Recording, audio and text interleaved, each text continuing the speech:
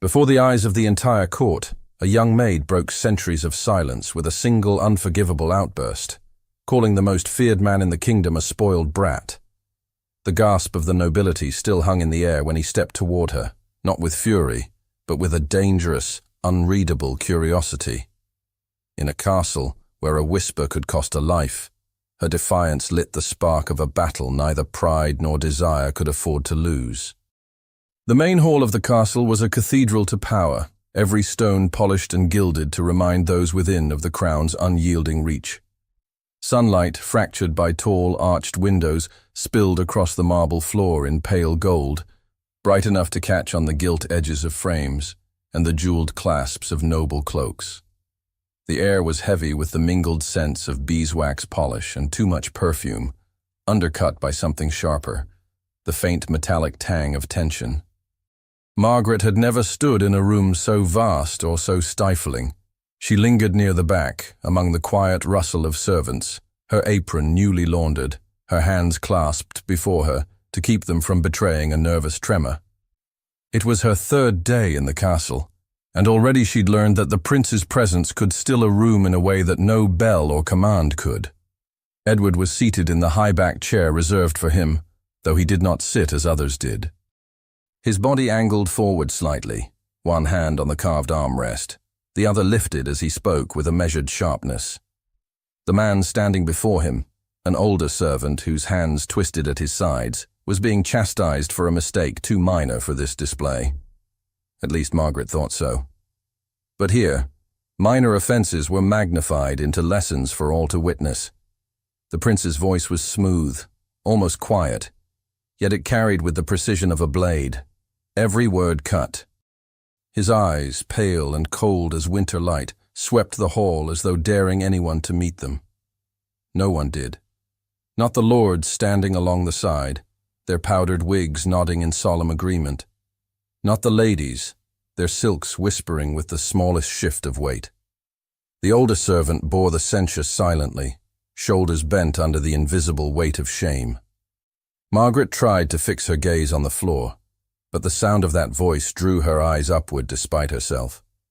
Edward spoke with a calm cruelty, the kind that didn't raise its volume because it didn't need to. His authority was not only in his title, it was in the way people seemed to shrink when he addressed them. It made something coil in her stomach, a mixture of unease and an anger she could not quite suppress. Her place here was not secure enough to allow thoughts like these.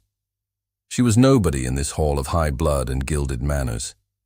Yet, as the prince continued, her hands unclasped at her sides, fingers curling slowly into her skirts, she had seen men like him before, in drawing rooms, at grand tables, men who believed the weight of their name entitled them to grind others down. The servant mumbled an apology, but it only sharpened the prince's expression. The pause between his words lengthened, stretching the humiliation thin and taut. Margaret became aware of her own breathing, too shallow, too fast. It was not fear, not entirely. It was the unbearable itch of injustice, the memory of watching her father bow to a man who had no right to stand so tall. Edward's tone shifted, colder now, as he delivered another rebuke, and Margaret's vision tunneled on the scene before her. The hall felt smaller, the air closer. Around her, no one moved, not a murmur, not a cough. Every face was lowered, every gaze carefully directed at polished shoes or embroidered cuffs. She could feel her pulse in her throat. Her voice broke from her before she realized she had decided to speak. "Shut your mouth, you spoiled brat!" The words landed like a thrown stone in still water. Gasps swelled from the edges of the room, rippling outward. Heads jerked up, eyes wide, as though the very ceiling might crack open from the shock. Servants froze mid-step, the clink of a silver tray arrested in the air. Edward stilled. It was not the stillness of surprise, but of something else, something more dangerous. Slowly, he turned his head, and his gaze found her with the precision of a drawn arrow. For a moment, neither moved. The room seemed to hold its breath. Margaret's heart pounded, but she did not look away. She told herself she would not be like the others, cowed into silence by the weight of his stare. His eyes lingered on her, traveling over her plain dress, her hair pulled back tightly, her unremarkable height, and yet he looked as if he'd discovered something rare. When he rose, it was with deliberate slowness. Each step toward her was measured, the quiet sound of polished boots on marble seeming unnaturally loud. People parted for him without thinking, their fear making way for his advance. He did not look at them. He looked only at her. Margaret stood her ground, though her pulse felt like a drumbeat against her ribs. He stopped just close enough that she could see the faint shadow along his jaw, could hear the slow, steady rhythm of his breathing. The scent of leather and faint spice clung to him, sharper now that he was near. His gaze, clear and unblinking, held hers until she felt the edges of the room blur. A flicker of something unreadable passed across his expression. Not anger, not quite amusement, but an interest that unsettled her more than either. Then, without raising his voice, he spoke low enough that no one else could hear. The words made her breath catch in her chest. For a moment she wondered if she had misheard him. The words had been too quiet, the tone too even, yet their weight pressed against her chest with startling force. She didn't answer. She couldn't. Not with the hall's silence draped over her like a heavy cloak, not with the prince standing so close that she felt the faint stir of his breath against her temple. Edward's attention didn't waver. Around them, the nobles and courtiers waited, their stillness sharpened by anticipation. The older servant, the target of his earlier reprimand, had vanished into the crowd, retreating as discreetly as possible. The room seemed to have narrowed until it was just the two of them in a space measured by heartbeats and defiance. Edward straightened slightly, his voice shifting to carry once more across the hall. "This gathering is adjourned." The announcement broke the tension like a blade cleaving glass. Chairs scraped softly, silks rustled, and murmurs began to ripple through the assembly. No one approached them. The nobles filed out in orderly fashion, careful not to meet Margaret's eyes as they passed. The great doors groaned on their hinges before closing with a reverberating thud, leaving her alone with the man she had just insulted before his court. He didn't speak at once. Instead, he regarded her with a measured slowness, as if deciding which part of her to dismantle first, her resolve or her place in his household. But there was no obvious fury in his face. If anything, his calm was more disconcerting than the sharp temper she'd been warned about. "Your name," he said at last, the question shaped as a command. Her lips felt dry. "Margaret." "Your origin," she told him, each word deliberate, resisting the urge to fidget under his scrutiny. His gaze swept over her again, not in the crude, lingering way she'd endured from other men, but in an assessing, cataloging manner, as if he were assembling a portrait in his mind. "Follow me." It wasn't a request. He turned and walked toward the far end of the hall without glancing back to see if she obeyed. Something in the steadiness of his stride made her follow despite every instinct urging her to keep her distance. Her shoes clicked against the marble as she trailed behind him, past the empty chairs and discarded fans of ladies who had fled moments earlier. The hall's grandeur gave way to narrower corridors where tapestries muted their footsteps. The scents changed. Less perfume, more wax, and the faint aroma of burning coal from nearby hearths. Servants passed them, bowing quickly before moving on with eyes fixed forward. Margaret kept her gaze on the line of his back, the straight set of his shoulders. She tried to read something in the movement of his hands, clasped loosely behind him, but his body betrayed nothing. The air between them seemed charged, though, like the moment before a storm breaks. They passed through an arched doorway into a smaller antechamber, its walls paneled in dark wood. A tall clock ticked steadily in the corner, marking the silence between them. He did not slow. "You speak without permission," he said suddenly, his voice quieter now. "And yet you remain standing." She felt the warmth rise in her face but kept her chin level. "I spoke because no one else would." That earned a glance over his shoulder, brief but sharp, before he continued onward. Another turn brought them to a door she had not seen before, a heavy one of polished oak, its brass handle gleaming. He opened it himself and stepped inside. The room beyond was warmer, lit by the glow of a low fire in the hearth. Shelves lined with leather-bound volumes climbed to the ceiling. A writing desk stood near the window, scattered with papers, quills, and a single open ledger. "Inside," he instructed. She obeyed, stepping past him into the room. The door closed behind her with a decisive click that seemed to echo in her ears. Edward moved to the desk, leaning one hand on its edge while his eyes remained fixed on her. "Do you always speak your mind so freely?" Margaret swallowed. "When it's worth speaking." His mouth curved slightly, not quite a smile, but enough to suggest that her answer had not displeased him. "You've been in my household for 3 days." "Yes, Your Highness." "In that time, you've decided you know my character well enough to address me as you did today?" She hesitated. "I've seen enough of it." He studied her, as if weighing every syllable. Then he walked slowly toward her, stopping just close enough that she felt the faint shift in the air between them. His presence was like heat from a fire, not touching, yet impossible to ignore. "You think you know me," he murmured. "You don't." Margaret's pulse quickened, but she forced herself not to look away. The firelight flickered across the sharp planes of his face, casting shadows in the hollows of his cheekbones. He stood there for a breath longer before stepping past her toward the door. "Come," he said. She followed again, more from the instinct to keep him in sight than from obedience. They left the warmth of the study and re-entered the dim corridor. He led her through a side passage that twisted deeper into the castle. The sound of distant voices faded until there was only the muted thump of her heartbeat and the occasional creak of old timbers settling above them.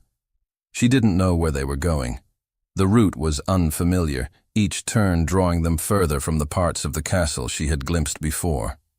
The light grew thinner, the windows narrower.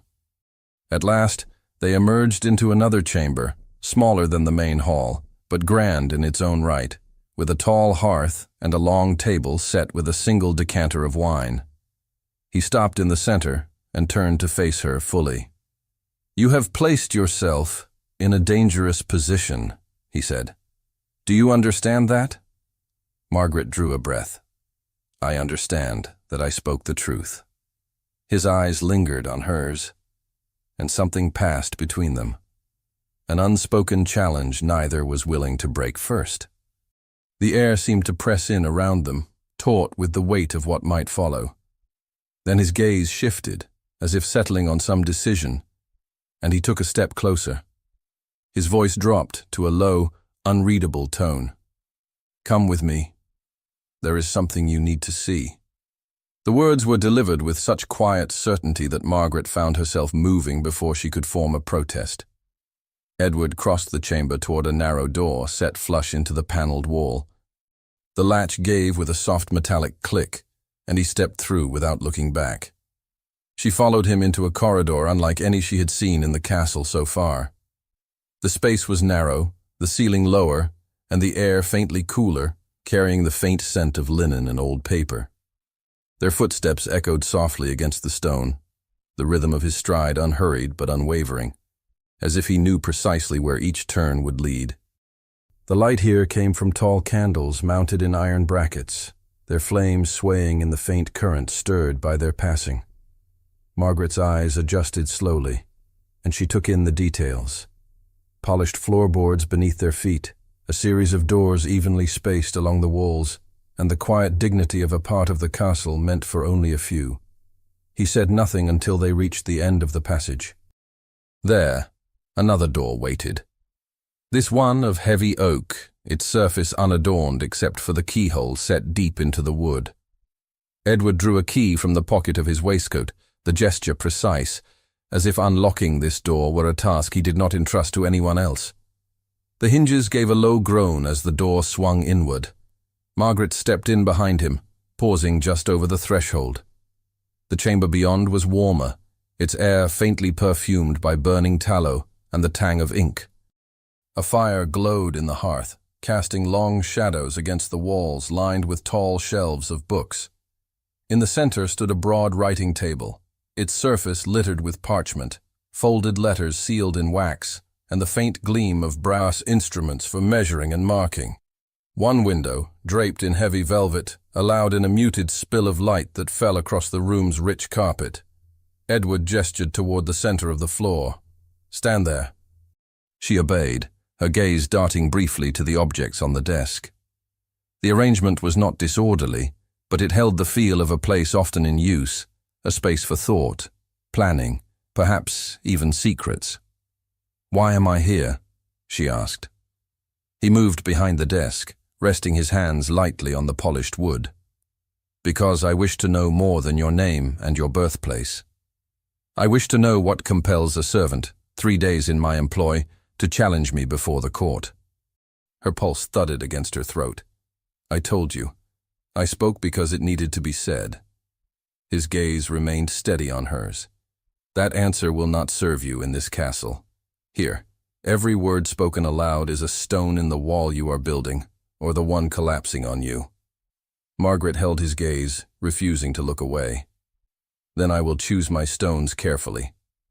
Something in his expression shifted, almost imperceptibly, as though he were re-evaluating her. He moved from behind the desk, his steps slow, measured. Stopping beside her, he looked down with a focus that made her acutely aware of the nearness of his body. She could hear the faint sound of the fire's crackle behind them, feel the ambient heat mingling with the faint spice of his cologne. "You do not look away," he murmured, more observation than accusation. "I've no reason to," she replied, though her voice betrayed the smallest tremor. The corner of his mouth lifted slightly. "We will see." He turned from her and crossed to the desk again, opening a drawer with deliberate care. From it, he drew a folded piece of parchment, its seal already broken. He held it by one edge, extending it toward her. Margaret hesitated before stepping forward to take it. The parchment was thick and smooth beneath her fingers, the ink dark and elegant in its script. Her eyes traced the lines, a correspondence addressed to the prince, the words laden with a careful civility that only made their meaning more troubling. The letter spoke of certain noblemen by name, men she had seen in the hall that morning, accompanied by terse notations about debts owed, lands exchanged, and meetings conducted in private. There were references to matters better left unwitnessed, and to the danger of overconfidence in public displays. The closing line struck her hardest, a caution against the prince's unfortunate tendency toward provocation. She looked up slowly. "Why show me this?" Edward's eyes held hers with unreadable intent. "Because you have already made yourself a subject of interest. Better to know the nature of the game before you are used as a piece in it." Margaret's chest tightened. "What game?" He stepped toward her, the letter still in her hands. "The one you entered the moment you opened your mouth in the hall." The firelight cast his features in sharp relief, the planes of his cheekbones, the cool light in his eyes. Margaret felt the weight of the parchment, the heat of the room, and the sudden realization that her act of defiance had rippled far beyond its moment. Before she could speak, the sound of urgent knocking cut through the stillness. 3 hard raps against the oak door. A muffled voice followed, urgent and low. "Your Highness, an important visitor has arrived." Margaret turned toward the sound, but her eyes returned to Edward quickly enough to see the brief tightening of his jaw, the flicker in his gaze that suggested this was not a welcome arrival. He looked toward the door, then back at her, his expression sharpening as though weighing a decision.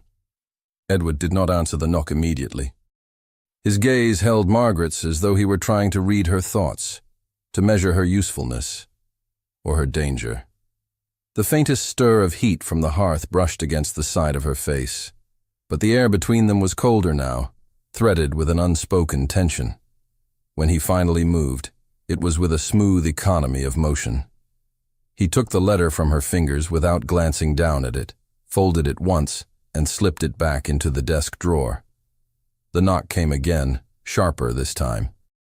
"Wait here," he said quietly, but there was no mistaking the command in his tone. Margaret watched as he strode to the door and opened it only a fraction. She caught a glimpse of a liveried servant, head bowed, speaking in hurried tones she couldn't quite distinguish. Whatever was said made Edward's shoulders stiffen slightly before he murmured a terse acknowledgement. He closed the door, turning back toward her. "You'll remain silent, and you'll remain here until I say otherwise. Do you understand?" Her instincts bristled at the order, but she gave a single nod. He studied her for a moment longer before moving to the far wall, where a narrow alcove was concealed behind a folding screen of dark wood and embroidered silk. "Behind there," he instructed, "and keep still." Margaret stepped into the alcove. From her position, she could see part of the desk and the door, though she was hidden from anyone who might enter. The fabric of the screen carried a faint scent of cedar, mingling with the smoke from the hearth. She placed her hands lightly against the cool wall behind her, steadying herself. The door opened again, this time fully, and Edward's voice adopted a polite neutrality. "My lord." A tall man entered, his dark coat cut in the height of fashion, silver buttons gleaming under the dim light. His powdered hair framed a face of practiced composure, though the curve of his mouth suggested a man accustomed to speaking with authority. He did not bow deeply, only enough to satisfy courtesy. "Your Highness," the visitor said, his tone edged with familiarity. Edward gestured toward the center of the room, but the man declined the offer to sit, remaining upright with one hand resting lightly on the hilt of his walking stick. His eyes swept the chamber with a glance that was too deliberate to be casual. "I thought it best to call on you without delay," the man said. "Certain rumors are making their way through the corridors." "Rumors often do," Edward replied evenly. From her vantage point, Margaret could see the visitor's jaw tighten, as if restraining the urge to speak more bluntly. "It is said you've taken a renewed interest in matters that might unbalance the court." "Interest," Edward repeated, letting the word hang between them. "Is it now forbidden to take interest in one's own household?" The man's gaze sharpened. "There are interests, and there are provocations. You would do well to distinguish between them." The faint creak of Edward's chair was the only sound for a moment. He leaned back slightly, his expression unreadable. "If you came to offer counsel, my lord, I thank you. If you came to deliver a warning, I assure you I am not in the habit of misplacing them." Margaret could sense the hostility threaded beneath the civility. The visitor's posture was relaxed in appearance, but carried the readiness of a man accustomed to confrontation. "There is unrest in certain estates," the man said finally. "Whispers that might trouble your position if they were to reach the wrong ears. Best to quell such things early, before they grow teeth." Edward's voice was quiet, but its weight pressed against the walls. "And whose ears do you imagine to be the wrong ones?"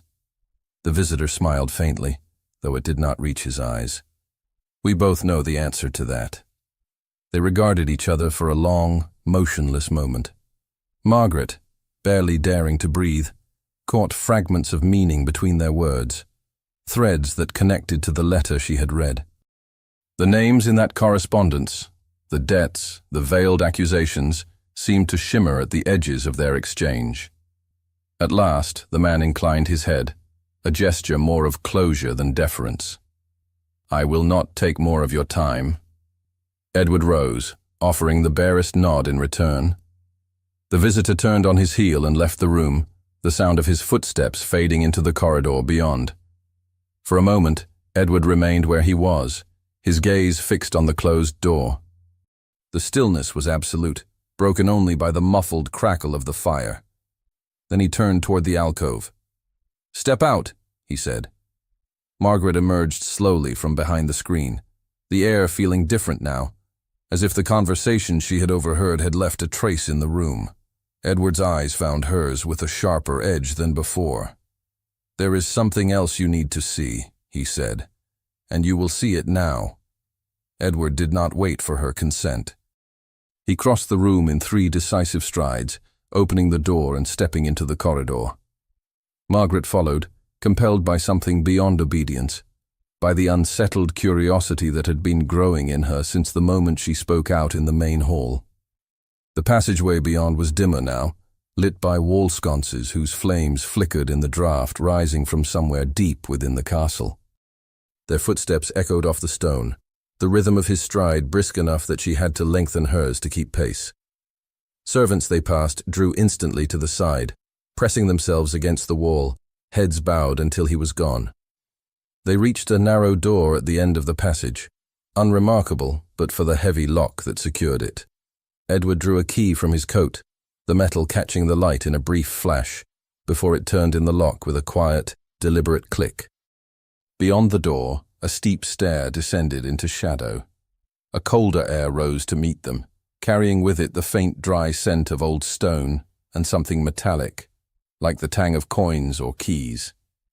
Edward took a candle from a bracket just inside the threshold, shielding its flame with his palm as they began the descent.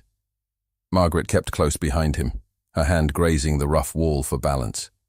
The sound of their steps against the worn stone felt loud in the confined space. She could feel her own breath warm against the chill. At the base of the stairs, another door awaited, a heavier one, banded in iron, with a bolt as thick as her wrist. A single guard stood beside it, his livery marked by the royal crest. He straightened at their approach, offering a silent bow before stepping aside. Edward slid the bolt free himself, the scrape of metal loud in the stillness, and pushed the door open. The chamber beyond was lit by a single oil lamp on a table in the center, its light pooling over the surface and leaving the corners in shadow. Shelves lined the walls, stacked with ledgers, sealed boxes, and rolls of parchment tied with twine. The air was thick with the must of age and the faint waxy scent of the lamp. Edward moved directly to the far wall, where a chest sat beneath the lowest shelf. He knelt, fitting another key into its lock. The hinges groaned as the lid lifted, revealing bundles of papers, some neatly tied, others worn at the edges from frequent handling. He set several on the table, spreading them so the lamplight revealed lists of names, numbers, and notations in a tight, economical script. Margaret recognized at least two of the names from the letter he had shown her earlier. Here, though, they were not alone. They were linked to amounts of money, parcels of land, and brief coded phrases that suggested debts, obligations, or leverage. "What is this?" she asked softly. His eyes flicked to hers. "A record of those who owe and those who collect." She glanced at the shelves around them, feeling the weight of what these ledgers might contain. "And you keep it here?" "I keep what must be protected from prying eyes," he said. "Even those who think themselves entitled to see everything." Margaret's fingers itched to touch the parchment, to trace the lines that hinted at the invisible ties binding the nobility together, and to him. The paper smelled faintly of dust and ink, the marks pressed deep enough into the fibers to suggest a firm, deliberate hand. "Why show me this?" she asked. Edward's gaze did not waver. "Because now you have seen too much to be left wandering the corridors ignorant of it. And because I need to know whether your defiance in the hall was a moment's impulse or the measure of your nature." Her chest tightened at the challenge implicit in his words. "And if it was my nature?" His mouth curved faintly, though not with amusement. "Then you may prove useful, or dangerous." Before she could answer, the faint sound of movement reached them. Footsteps above, slow but unmistakable. Edward stilled, his head tilting slightly as though measuring the distance. Then came another sound, the soft, metallic whisper of a blade being drawn. He extinguished the lamp with a swift pinch of his fingers, plunging them into shadow. The faint glow from the open stairwell above was the only light left, outlining the angles of his face as he stepped toward her. "Stay close," he murmured, his voice low enough to blend with the stillness. The footsteps grew louder, the creak of leather, and the faint jingle of metal closer now. Margaret's pulse thudded in her ears. Edward's hand rested briefly at the small of her back, guiding her toward the deeper shadow of a shelving unit. The first figure appeared at the top of the stairs, the dim light from the corridor glinting off the steel of a drawn sword. Another followed, their movements deliberate, controlled. Edward shifted his stance subtly, one hand behind his back as the other rested at his side, poised for a sudden motion. The air in the chamber seemed to shrink, tightening around the sound of each descending step. Margaret pressed herself against the wall, the roughness of the stone cool through the fabric of her gown. Her breath was shallow, her eyes fixed on the figures moving closer, the steel in their hands catching the dim light. One of the men reached the bottom of the stairs, his gaze sweeping the room. His head turned, the shadows hiding much of his expression, but she felt the weight of his attention.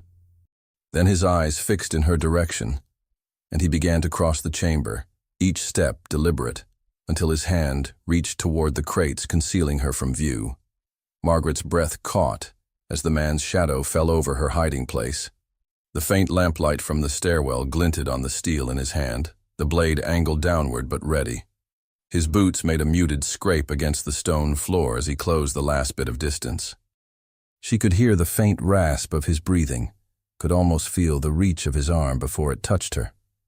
A sudden controlled movement from Edward drew the man's attention. With a deceptively casual step forward, the prince placed himself between the intruder and the crates, his posture loose, but his gaze like tempered steel. "This wing is restricted," Edward said, his voice calm, but carrying a weight that made the words resonate in the stillness. "State your business." The intruder hesitated just long enough for two more figures to reach the bottom of the stairs. Their presence filled the narrow space with an oppressive heat, the tang of oiled leather and cold metal thickening the air. The leader's stance shifted subtly, his free hand curling near the hilt of his sword in an unspoken challenge. "I believe you know our business," the man replied, his tone holding a shade too much familiarity. Margaret pressed herself closer to the crates, every sense sharpened. From her position, she could see the angle of Edward's shoulders, the slight bend in his knees, a stance prepared for either conversation or confrontation.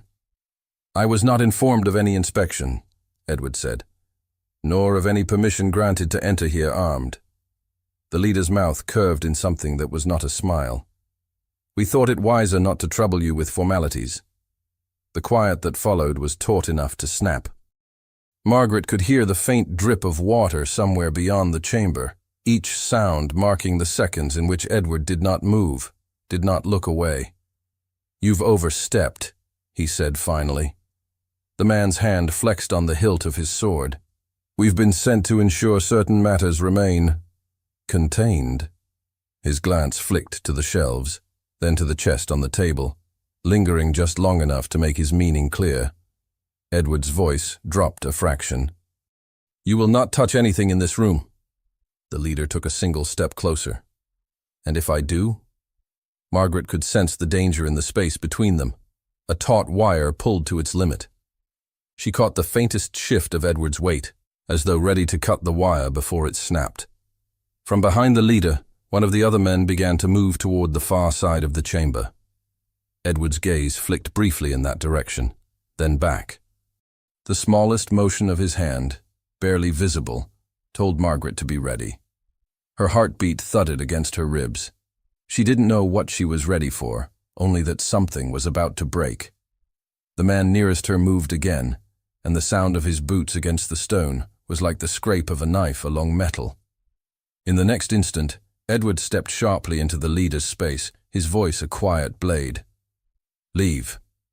The other man froze mid-step. The leader's eyes narrowed. For a long moment, no one moved. Then, with deliberate slowness, the man in front of Edward shifted his grip on the sword, not to sheath it, but to hold it lower, as though in warning. Margaret's skin prickled. Every breath seemed too loud. The leader's gaze broke from Edward long enough to sweep the shadows again, his eyes passing over her hiding place. His hand twitched, and he took a step toward her, this time without hesitation. Edward's voice cut the air. "You take one more step," he said softly, "and you will not take another." The man's weight shifted forward, testing the threat, and then he moved. Steel hissed as the leader committed, the bright line of his blade cutting the air toward Edward's shoulder. The prince turned in a quick, contained motion, the attack skimming past his coat by a hair's breadth. The ring of metal against stone echoed when the sword's tip nicked the edge of a shelf. Dust shook loose from the ledges above, glittering in the thin light. "Stand down," Edward said, the command steady, almost quiet, as if he were instructing a servant to leave a decanter be. The man answered with a sharp thrust. Edward pivoted, seizing the intruder's wrist just below the guard. The motion was as precise as his speech, the force of it surprising for a man who rarely raised his voice. He drove the wrist downward, deflecting the blade to the floor. Sparks flared with the scrape. Behind the leader, one of the others lurched forward, emboldened by noise. Margaret flinched but did not cry out. She pressed closer to the crates, the wood cool against her palms. The scent of oiled leather and cold iron thickened the air until she tasted it, metallic on her tongue. "Don't," the leader snapped, not taking his eyes from Edward. The second man halted, disciplined, then, or afraid. Margaret's breathing steadied around the edges of panic. She could see the outline of Edward's jaw, the narrow column of his throat, the flex of his hand around the intruder's wrist. It wasn't brute strength that held the man in check. It was leverage, knowledge of where to press, when to yield, how to become the axis on which another's violence lost balance. "Your orders," Edward said, voice colder now, "do not extend to threatening my person in my own house. They extend," the man ground out, "to ensuring you don't take more than you're owed." "I don't take," Edward replied softly. "I collect." Margaret felt the truth of that in the room around them, the ledgers hemming them in, the chest with its tidy secrets, the careful lines of script where other men's choices were pinned to paper like insects. Collect. The word settled on her skin like a chill. The leader wrenched his arm free with a violent twist. Edward let it go rather than risk being pulled off balance. Another beat of silence. Then a third figure shifted near the stairwell, blade low, waiting for a signal that didn't come. "You're trespassing in a restricted wing," Edward said. "If you walk out now, I will assume you misunderstood your instructions. If you don't, you will discover how dearly a misunderstanding costs." The leader gave a short laugh, humorless. "There's no misunderstanding. It's the price that interests me." He moved again, testing. Edward met him. One step, two. Close enough that the breath between them turned sharp. Their blades didn't clash. No blade in Edward's hand at all, only the iron of his will. He crowded the man backward with nothing but presence and the certainty that he'd be obeyed. The leader's smile faltered. In another second, the moment might have turned surrender or open violence, when a fourth figure slipped past the first two and angled toward the side of the chamber where the crates stood deeper in shadow. Margaret saw him only as a dark edge and the flash of a blade's fuller. He didn't look at Edward, he looked for disruption, for weakness. She drew a breath that felt too loud in her chest. Edward's gaze flicked, quick as a knife. "Stop." The man did not. Margaret braced. She wasn't sure for what. Shouting, a lunge, the cold arc of steel. It was none of those. Edward moved with a suddenness that hardly seemed possible in the low light, releasing the leader and crossing the chamber in 3 precise strides. His shoulder met the intruder's chest with enough force to stagger him, to jar the sword arm wide.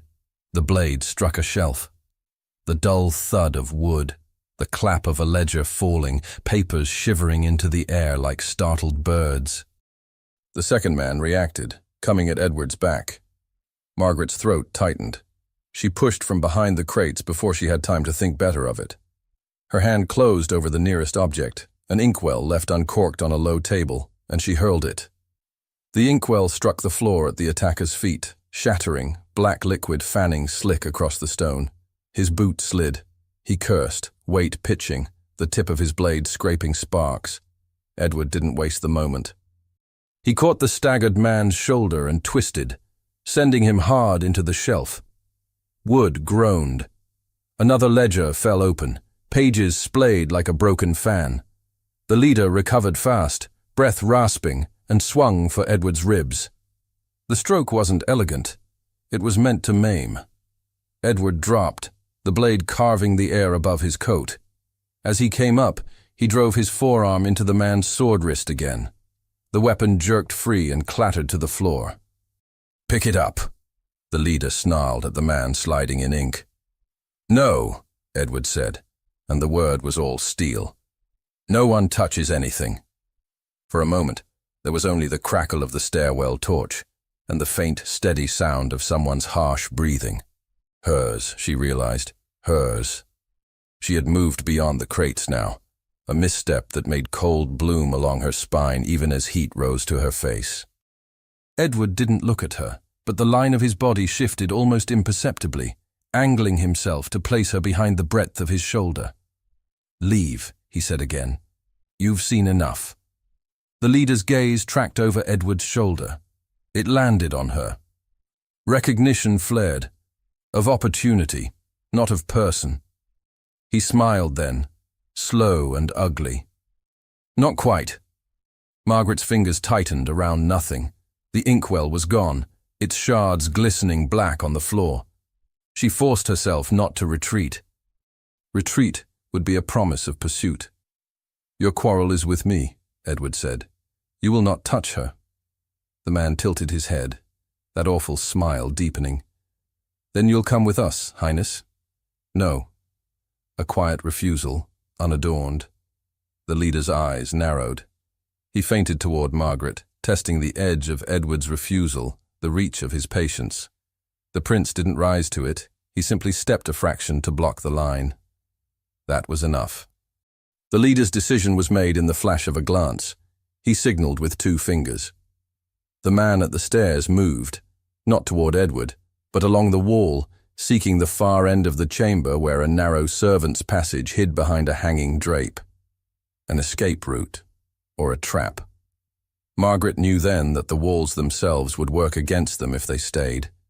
The room's secrecy, its distance from the household, had become a snare. She felt the tightness in Edward's silence and understood. He had to end this now, or risk being boxed in by men who would call the darkness their ally. "Last warning," Edward said. "Walk out." The leader's blade lifted a hair, held in 2 fingers like a dare. "Make me." They moved at once. The second man lunged first, boots skidding on ink, his blade skittering wide. Edward's hand shot out, catching his wrist, turning with the motion, sending the arm past him. The sword struck stone, rang, fell. The leader came next, quick and low. Edward blocked with his forearm, the impact dull and heavy. Pain flared along his jaw. Margaret saw it in the brief tightening around his mouth. He answered with a sharp, efficient strike to the ribs that made the leader grunt and stagger back. "Out!" the leader barked to the man at the drape. "Find the records!" "No." The word hammered in Margaret's skull. She moved without waiting for instruction, catching the edge of a fallen ledger with her foot and kicking it hard across the floor. It slid, struck the man's shin, upset his balance just as he yanked the drape aside. Cold air spilled from the narrow passage beyond. He swore. Edward's head snapped in her direction, surprise ghosting over his expression. Then approval, cooler, but unmistakable. "Stay behind me," he ordered, not looking away from the leader. "I won't be dragged out like a thief," the leader said, breath harsh now. "You've locked yourself in a vault and called it a fortress." "A vault," Edward agreed. "My vault." He closed the distance, not with a rush, but with that relentless control that unnerved more than fury. The leader stepped back, calculating. His men looked to him for the next command, and found none. Uncertainty slid through the room like a draft. "Listen carefully," Edward said, voice low. "You will unhand your weapons. You will walk back up those stairs, and you will attempt to persuade your betters that you never found what you were sent to find. And if we refuse?" The prince's gaze didn't waver. "You won't." Silence again, until the man at the drape made a different calculation. He turned his head toward Margaret, measuring distance, speed, the angle of Edward's body, and chose the one leverage point within reach. He darted along the wall, keeping out of the prince's immediate line, and in 3 quick steps crossed into the dim where the crates cast their longest shadows. He reached, hand open, closing toward the fabric at her sleeve to yank her forward into sight. Margaret saw his hand coming before she felt the movement of air it stirred. Instinct snapped through her like a wire pulled taut. She twisted away, her shoulder grazing the edge of the crates, and slipped out of his reach by the narrowest margin. The man's fingers closed on nothing, his momentum carrying him half a step too far. Edward was there in an instant. He caught the intruder by the back of his coat, the fabric bunching in his grip, and yanked him away from her with such force that the man stumbled. The scrape of boots on stone was followed by the dull crack of shoulder meeting the wall. "I told you," Edward said, voice low but cutting. "She is not yours to touch." The leader's expression darkened, his lips pulling tight as his gaze darted between Margaret and the prince. The other two men shifted uneasily, their confidence fraying at the edges. The air was charged, the kind of charge before lightning splits the sky, and Margaret could almost hear the collective beat of held breaths. Edward didn't release the man at once. He kept him pinned against the wall long enough for the others to register the warning in the act. Then, with a short shove, he sent him staggering back toward the center of the chamber. "You've run out of room," Edward said, "and soon you'll run out of luck." The leader's jaw worked as if chewing over the taste of retreat. "Perhaps," he said finally. "But I've seen enough to know you're guarding more than gold." "You've seen nothing worth the risk you've taken," Edward replied. "And if you wish to walk out, you'll leave now." For a moment, it seemed the man might challenge him again. But something, whether the flicker of soldiers' boots echoing faintly from the corridor above, or the calculation in Edward's steady gaze, shifted the weight in his decision.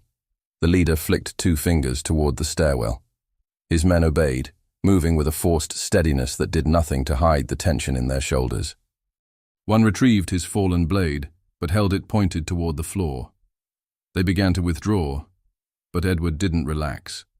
He kept himself between Margaret and the intruders, his stance still sharp enough to answer any sudden turn.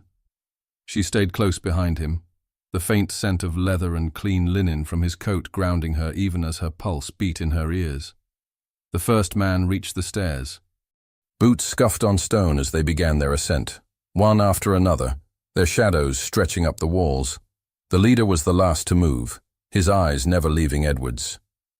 "This isn't finished," he said. Edward didn't blink. "It is for tonight." The man gave a short, derisive breath and turned to climb. The scrape of their steps faded until only the steady pop of the hearth fire remained. For a long moment, the room was silent. Margaret let out a slow breath she hadn't realized she'd been holding. Edward turned to face her, his eyes searching hers with a quiet intensity. "Are you hurt?" She shook her head, though her throat felt tight. "No." His gaze lingered a fraction longer, as if confirming the truth for himself. Then he looked toward the stairwell again, listening. "They'll try again," she said, her voice low. "Yes," he replied simply, "which is why we can't stay here." He crossed the chamber in purposeful strides, moving toward the rear wall, where the heavy drape still hung askew over the narrow servants' passage. With one hand, he swept the fabric aside, revealing the shadowed opening beyond. Cold air spilled in, carrying the faint scent of damp stone and something faintly metallic. "This way," he said. Margaret hesitated, glancing back at the chest on the table, the scattered ledgers, the ink still glistening dark on the floor. "What about?" "Leave them," Edward cut in. "We have what matters most." He didn't explain further, and she didn't press. She stepped toward him, the hem of her gown brushing the scattered shards of the inkwell. Edward waited for her to enter the passage first, his hand steady at the small of her back as she stepped into the narrow darkness. The space was close, the walls brushing her shoulders in places, the air colder still. Their footsteps were muted here, swallowed by the old stone. She kept her eyes on the faint glimmer of light ahead, her senses taut, aware of him close behind her. The passage curved twice before ending in a steep stair that led upward. At the top, Edward opened a door just wide enough to scan the corridor beyond. The muffled sounds of the household reached them now, distant voices, the faint clatter of dishes, the low hum of normal life far from the shadows below. He stepped through, and she followed, blinking against the change in light. They were in a long gallery lined with tall windows, the faint silver of moonlight spilling through the glass. Outside, the courtyard lay still, its cobblestones pale under the night sky. Edward's pace was quick but unhurried, a calculated stride that would not draw attention should they meet anyone. The echo of their steps seemed louder in the open space. They turned into another corridor, this one lined with gilt-framed portraits whose painted eyes seemed to follow them. The warmth of the castle's upper floors was immediate after the chill below, carrying the sense of polished wood and faint perfume. Margaret could feel the remnants of her fear slowly turning into something else, something sharper, more questioning. "Why show me all of this?" she asked quietly. Edward didn't look at her. "Because once you spoke in that hall, you stopped being invisible. And invisible is the only safe thing to be here." His words stayed with her as they moved through another set of doors and into a smaller hallway. The air felt heavier here, the quiet more pronounced.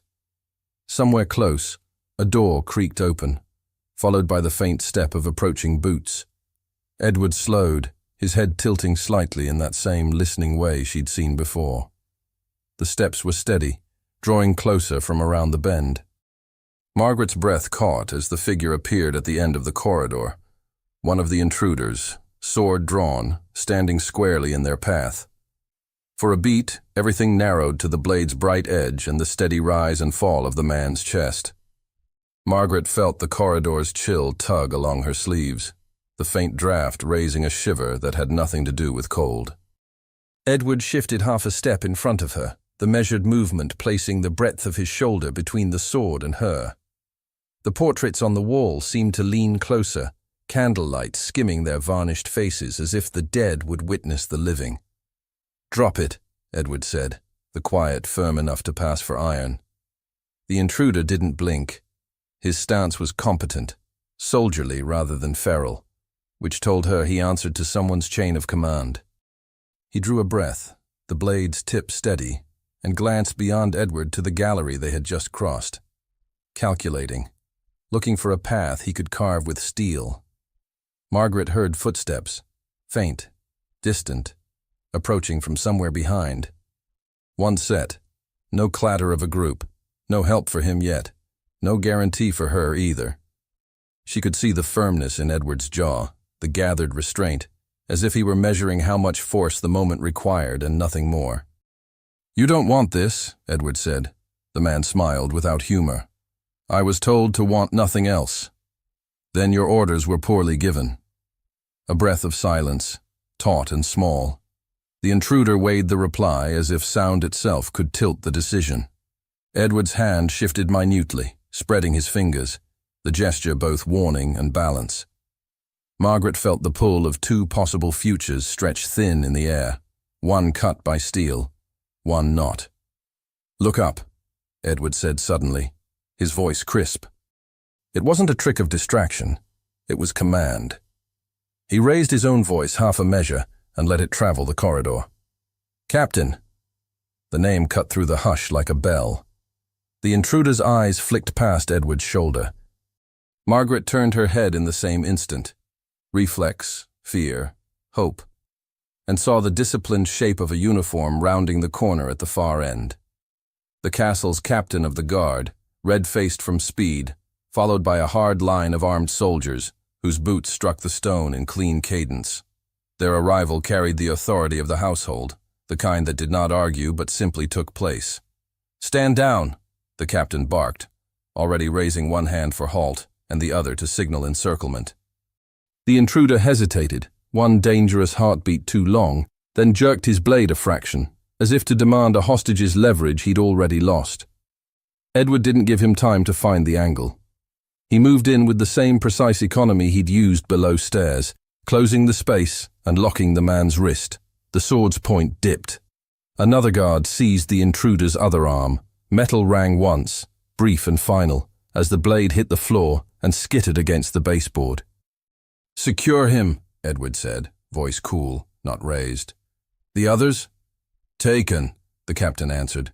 "Two at the west stair, one limping, all under guard. We followed the commotion from below. His gaze flicked to Margaret, formal concern under hard discipline. Your Highness, my lady, are you harmed? No, Margaret said, surprised by the steadiness of her own voice. Her heart was pounding, yes, but its violent rhythm had started to settle into something she could breathe around. Edward gave her a quick glance that felt like a touch along the length of her spine. Confirmation, acknowledgement, then back to command. Search him, Edward said, and you will not damage anything you remove from his person. I will have the inventory exact. Gloved hands moved with brisk efficiency. A knife from the boot, a folded scrap from the waistcoat, a signet ring tucked into a pocket. Not worn, kept. Not the crest of the household. Margaret noted the small details because they steadied her. The way the guards worked without clamoring voices or show, the way the captain nodded once and nothing more as each item was produced. This was a castle that knew how to keep itself. Who sent you? The captain demanded of the intruder. The man stared at the floorboards as if he could read a safer answer there. He kept his mouth closed. The captain's jaw flexed, displeased, but he didn't press. Not with the prince watching, not with purpose already given. Edward's tone cut clear. You will be questioned properly. Take him to the guardroom. Keep him separate from the others. Yes, Highness. The line of soldiers shifted. A formation opened, closed, and the intruder was moving, under control, a weapon that had failed to cut its appointed path. His boots knocked once against the discarded sword. The metal skittered a foot and came to rest with its hilt turned from him. A small humiliation Margaret found herself oddly grateful to see. Another guard presented the folded scrap taken from the man's waistcoat. Found this on him, sir. Edward accepted it. Margaret watched the way his fingers handled the paper, careful, unhurried, before he opened it. She couldn't see the writing, only the momentary cooling of his expression as he took in whatever the lines said. He folded it shut again and passed it to the captain. Keep that with him. The captain slid the paper into a leather wallet and tucked it inside his coat. We'll hold them under full watch. Good. Edward's gaze traveled over the soldiers, a brief measure of readiness and loyalty. Post 2 at the entrance to the restricted wing and another at the stair from below. No one enters without my order. Aye. The captain lifted 2 fingers. Men detached themselves from the line and moved with crisp purpose. As the group withdrew with their prisoner, the corridor's scale seemed to change, as if the tension had warped the space and now released it. Margaret inhaled slowly and discovered the air didn't sting her lungs. She was suddenly, acutely aware of the candle flame's small sway in the draught and the polished gleam along the chair rail. Mundane details snuck back into the world, as if to reassure her it still existed. Edward looked at her again. Longer this time, less for wounds and more for… what? Proof that she remained herself after fear? She stood straighter under the weight of his regard, the rise of her breath easing, and nodded once. I'm well. He said nothing to that, but the angle of his mouth altered, easing the severity by a shade. He ran a hand along the cuff of his coat, smoothing a crease that hadn't been there before, and turned to the captain. Have the others kept apart from each other and from anyone who might wish to coach them? No messages in or out. We'll see to it. And send word to me when they begin speaking, Edward added. They will. People who take orders also take fear. The captain's eyes sharpened with approval.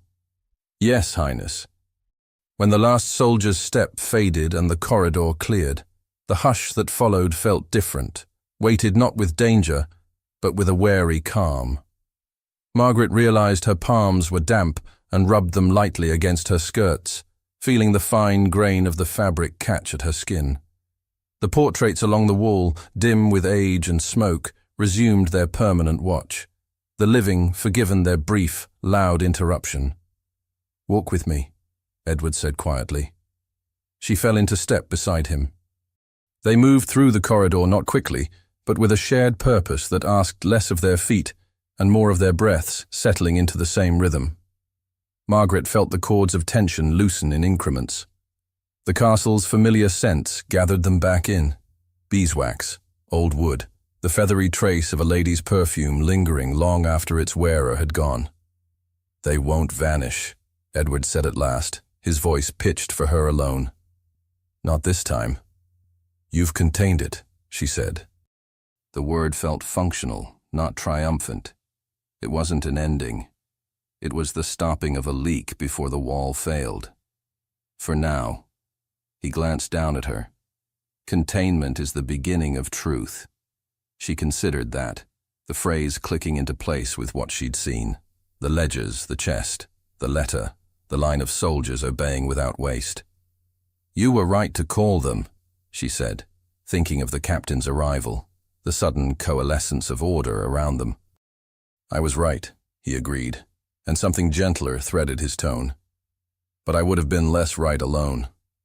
The words reached her like warmth after a draft, cautious acknowledgement rather than praise.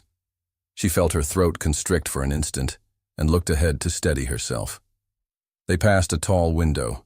The courtyard below lay stripped and pale under the night, stones gleaming faintly as if the moon had polished each one with a damp cloth.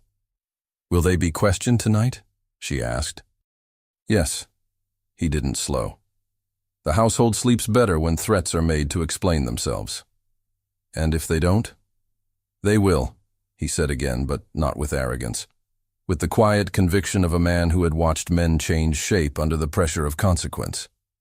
They turned into a smaller passage where the walls closed in with paneled warmth and the floor didn't echo. The nearness of him was no longer about danger. It was about the way his presence had become an anchor when the ground wanted to tilt. "You should rest," he said. "You've earned it." "Sleep will be a stubborn thing," she said. Honest, because there seemed no point in crafting an answer for a man who had watched her courage and fear in equal measure. "It often is," he replied. "But it comes sooner in safety." She almost smiled at that, almost, because the day's edges were still too sharp to soften. "Is that what this is?" "For tonight," he said. "Yes." They walked a few more paces without speaking. The quiet felt kindly rather than cold. Margaret became aware of the cadence of her steps matching his and, irrationally, wanted to keep it that way for another hallway, another turn, another breath. A door at the far end opened. A maid poked her head out, saw them, and disappeared again with the soundless efficiency of someone trained to erase herself from a path. The castle had resumed its habits. That, too, felt like safety.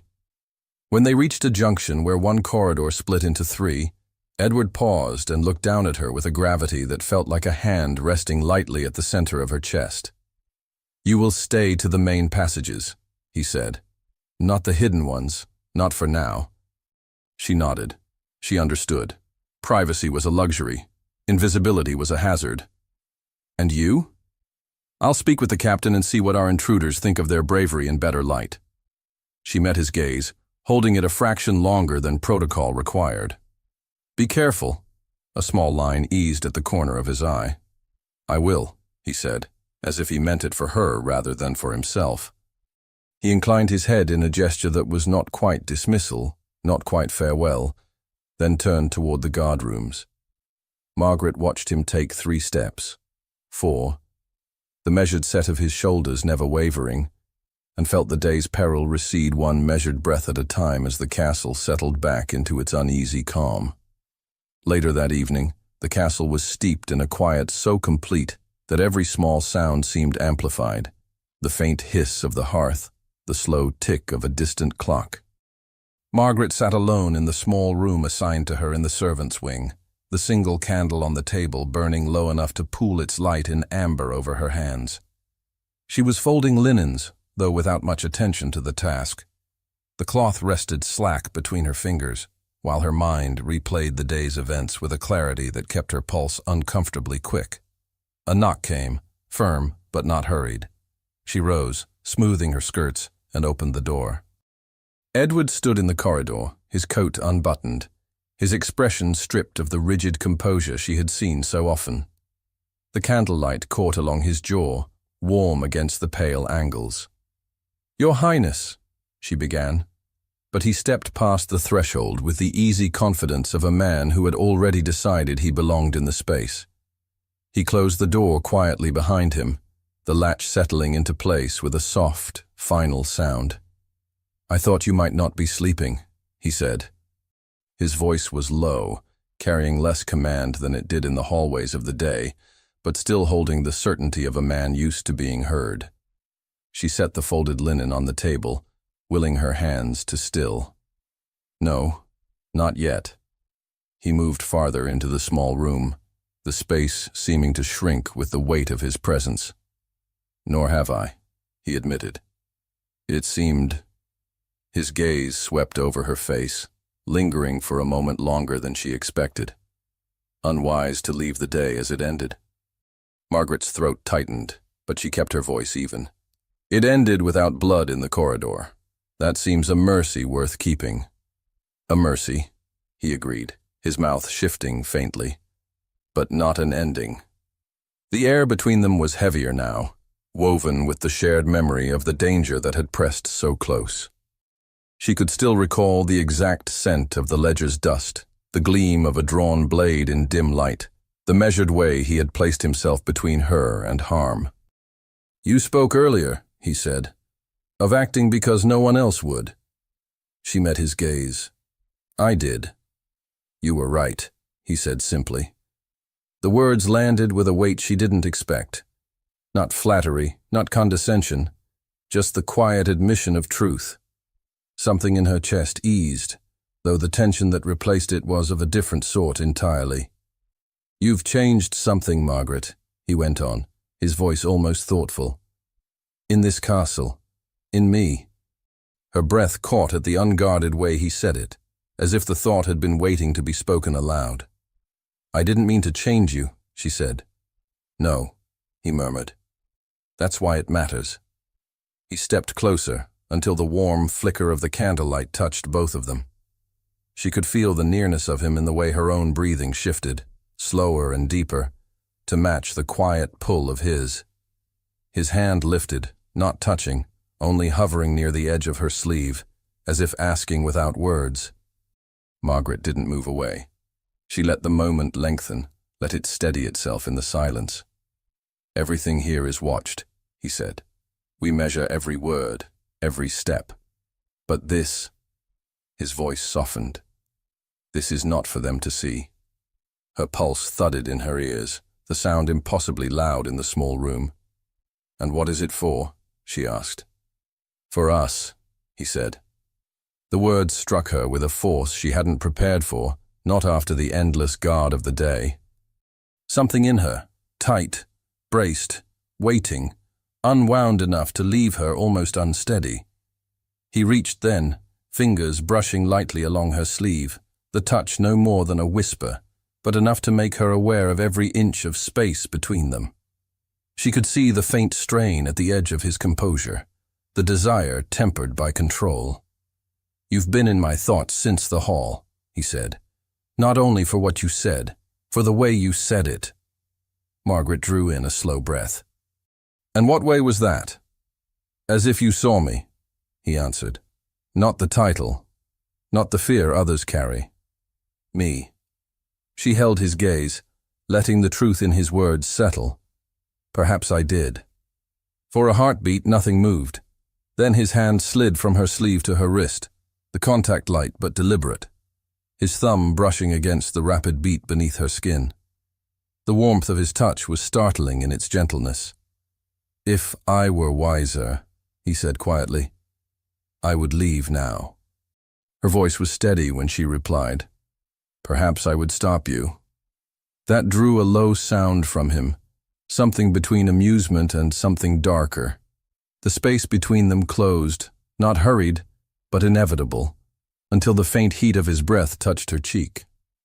"Margaret," he said, as if her name were the answer to a question he hadn't spoken.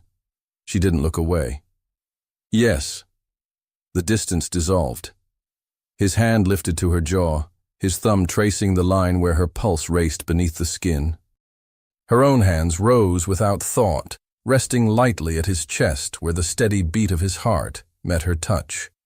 The kiss, when it came, was unhurried, measured in the way he had measured his steps in danger, precise in its intent, but with a depth that held no calculation. It was both a claim and a question, the kind that left her breathless when they parted only enough to look at each other. "I told myself this was the wrong time," he said softly. "But I think time is the least of what we have to fear." Her lips curved faintly. "Then perhaps we shouldn't waste it." Something in his expression, relief, resolve, desire, shifted as he leaned in again. The candle flickered once, throwing their shadows long across the wall before steadying in the still air. And in that quiet, she knew that nothing in the castle would be the same come morning. Thank you so much for listening to this story all the way to the end. We hope it moved you as much as it moved us while telling it. We'd love to hear your thoughts. Leave us a comment telling us where you're listening from and what you like the most. Rate this story from 0 to 10. What score would you give it? If you enjoyed this story, don't forget to subscribe to the channel and leave a like as a show of support. That really motivates us to keep creating and sharing more stories full of emotion and life lessons. And before we go, we want to remind you that an exciting and heartwarming story recommendation will appear on the final screen. If you'd like to enjoy it, just click on the video. Thank you once again for being here, and we'll see you in the next story.